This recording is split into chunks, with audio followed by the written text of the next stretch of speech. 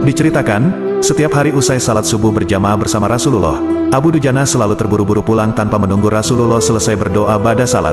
Melihat gelagat ini, pada suatu ketika Rasulullah mencoba meminta klarifikasi pada Abu Dujana, "Mengapa setiap hari kamu terburu-buru pulang dari jamaah subuh? Apakah engkau tidak memiliki permintaan kepada Allah, sehingga tidak pernah menungguku selesai berdoa?" "Ada apa?" tanya Rasulullah. Abu Dujana menjawab, "Begini ya Rasulullah," kata Abu Dujana memulai ceritanya, "rumah kami berdampingan persis dengan rumah seorang laki-laki. Di atas pekarangan rumah milik tetangga kami ini, terdapat satu pohon kurma menjulang.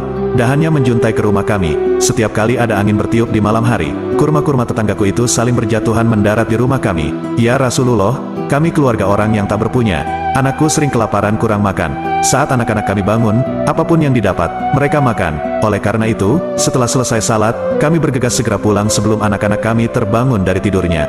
Kami kumpulkan kurma-kurma milik tetangga kami yang berceceran di rumah, lalu kami kembalikan kepada pemiliknya. Satu saat, kami agak terlambat pulang. Ada anakku yang sudah terlanjur makan kurma hasil temuan. Mata kepala saya sendiri menyaksikan, tampak ia sedang mengunyah kurma basah di dalam mulutnya. Ia habis memungut kurma yang telah jatuh di rumah kami semalam. Mengetahui itu, lalu jari-jari tangan kami masukkan ke mulut anakku itu, kami keluarkan apapun yang ada di sana. Kami katakan, 'Nak, janganlah kau permalukan ayahmu ini di akhirat kelak.' Anakku menangis. Kedua pasang kelopak matanya mengalirkan air karena sangat kelaparan. 'Wahai Rasulullah,' kami katakan kembali kepada anakku itu, 'hingga nyawamu lepas pun, aku tidak akan rela meninggalkan harta haram dalam perutmu. Seluruh isi perut yang haram itu akan aku keluarkan dan akan aku kembalikan bersama kurma-kurma yang lain kepada pemiliknya yang berhak.' Mendengar itu, mata Rasulullah berkaca-kaca, butiran air mata mulianya berderai begitu deras. Baginda Rasulullah kemudian mencoba mencari tahu siapa sebenarnya pemilik pohon kurma yang dimaksud Abu Dujana itu. Abu Dujana pun mengatakan bahwa pohon kurma itu milik seorang laki-laki munafik. Baginda Nabi segera mengundang pemilik pohon kurma dan menyatakan ingin membeli pohon kurmanya.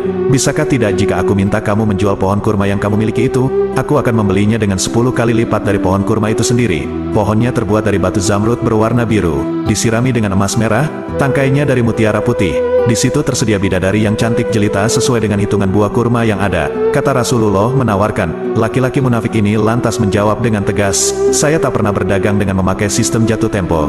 Saya tidak mau menjual apapun kecuali dengan uang kontan dan tidak pakai janji kapan-kapan."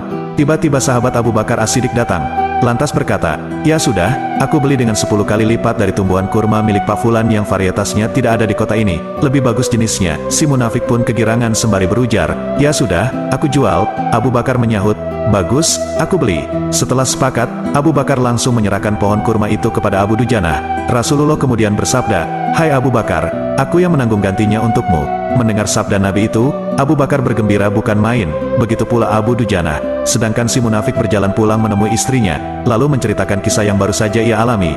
"Aku telah mendapat untung banyak hari ini. Aku dapat 10 pohon kurma yang lebih bagus. Padahal kurma yang aku jual itu masih tetap berada di pekarangan rumahku. Aku tetap yang akan memakannya lebih dahulu dan buah-buahnya pun tidak akan pernah aku berikan kepada tetangga kita itu sedikit pun." Katanya, malamnya, si munafik tertidur nyenyak. Saat bangun di pagi harinya, tiba-tiba ia melihat pohon kurma yang sudah dijualnya berpindah posisi, menjadi berdiri di atas tanah milik Abu Dujana. Seolah-olah tak pernah sekalipun tampak pohon itu tumbuh di atas tanah si munafik. Tempat asal pohon itu tumbuh, rata dengan tanah, ia keheranan tiada taraf. Demikian kisah sahabat Abu Dujana dan pohon kurma yang membuat Rasulullah menangis. Hikmah yang kita petik dari kisah ini adalah kehati-hatian para sahabat menjaga diri dan keluarganya dari makanan yang haram. Kemudian pohon kurma yang berpindah posisi itu adalah salah satu mukjizat Nabi yang langsung dirasakan oleh sahabat Abu Dujana. Kami akan mengisahkan kisah Islam menarik lainnya. Dukung terus channel ini dengan subscribe, like, and comment. Sekian dan terima kasih. Assalamualaikum warahmatullahi wabarakatuh.